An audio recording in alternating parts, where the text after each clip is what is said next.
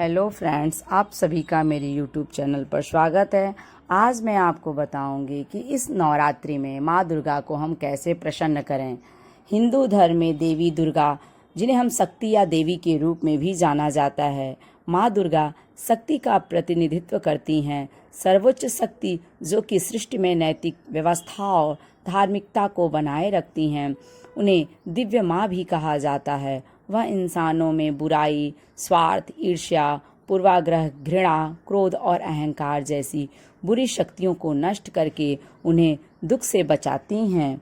देवी दुर्गा को ब्रह्मांड की मां माना जाता है और कहा जाता है कि यह दुनिया के निर्माण, संरक्षण और विनाश के काम के पीछे की शक्ति हैं। मान्यता है कि देवी दुर्गा को माता पार्वती के रूप में भी जाना जाता है। भगवान शिव की पत्नी है। ऐसा कहा जाता है कि देवी शक्ति राक्षसों से लड़ने के लिए काली, चंडी या दुर्गा जैसे विभिन्न रूपों को धारण करती हैं।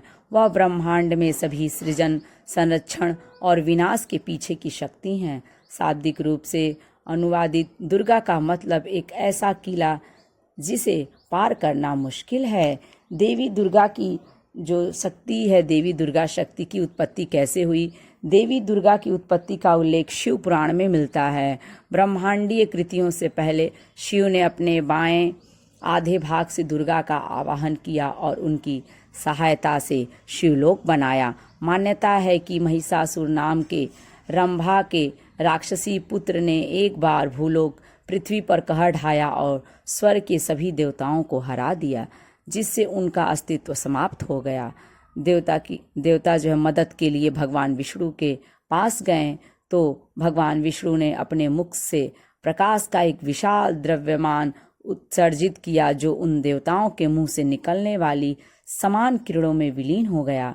यह शक्तिशाली प्रकाश दुर्गा नामक एक शक्तिशाली स्वरूपा के रूप में सामने आया, जिसने महिषासुर का वध किया। देवी के 9 रूप क्या क्या हैं? वेदों के अनुसार देवी दुर्गा शक्ति एक दिव्य प्रतीक हैं, जिन्हें 9 विभिन्न रूपों में पूजा जाता है। नवरात्रि के दौरान देवी दुर्गा के सभी 9 रूपों की उनके भक्तों द्वारा पूजा की जाती है। दुर्गा माँ के 9 रूप क्या क्या हैं? शैलपुत्री, ब्रह्मचारिणी, चंद्रघंटा, कुष्मांडा, स्कंद माता, कात्यायनी, कालरात्रि, महागौरी, सिद्धिदात्री। देवी दुर्गा ने अपने दिव्य शस्त्रों से भूमि पर अत्याचार करने वाले सभी राक्षसों का वध किया है। वह सृष्टि और जीवन की अग्नि ऊर्जा हैं और भगवान शिव की शक्ति हैं। देवी दुर्गा के पास दिव्य हथियार हैं जो विशेष अर्थ रखते हैं। शंख से निकली ध्वनि को ब्रह्मांड की सभी ध्वनियों में सबसे शुद्ध और पवित्र माना जाता है। शंख ब्रह्मांड की मूल ध्वनि ओम का उत्सर्जन करता है, इसीलिए शंख इस बात का प्रतीक है कि इस ब्रह्मांड की सभी ध्वनियों में ईश्वर की ध्वनि प्रमुख है। धनुष और बाण ऊर्जा के प्रतीक हैं, जबकि धनुष संभावित ऊर्जा का प्रतिनिधित्व करता है, तीर गतिज ऊर्जा का प्रतिनिधित्व करता है। जैसा कि देवी दुर्गा अपने हाथों में धनुष और तीर दोनों ही रखती हैं, यह दर्शाता है कि वह ब्रह्मांड में ऊर्जा के सभी स्रोतों को नियंत्रित करती हैं। वज्र, देवी के हाथों में वज्र दृढ़ता का प्रतीक है।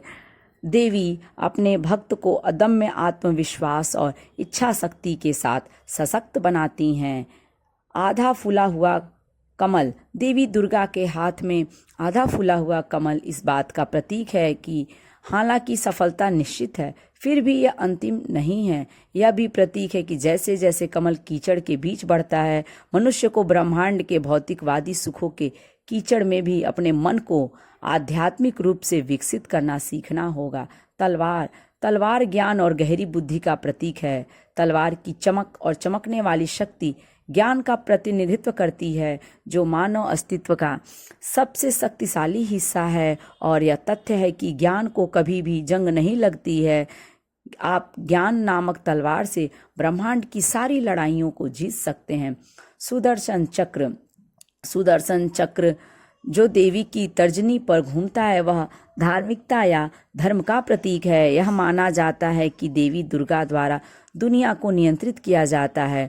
वह बुराई को नष्ट करने और धार्मिकता की रक्षा करने के लिए इस अमोघ अस्त्र का उपयोग करती हैं।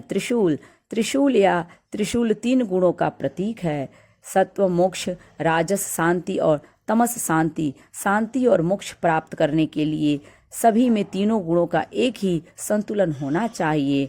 अभय मुद्रा का मतलब है कि देवी दुर्गा के 10 हाथों में से एक हमेशा अपने भक्तों को आशीर्वाद देने की स्थिति में होता है। यह इस तथ्य पर जोर देता है कि वो हमेशा अपने भक्तों पर कृपा बरसाएंगी और उन्हें मुसीबत से हमेशा बचाकर रखेंगी।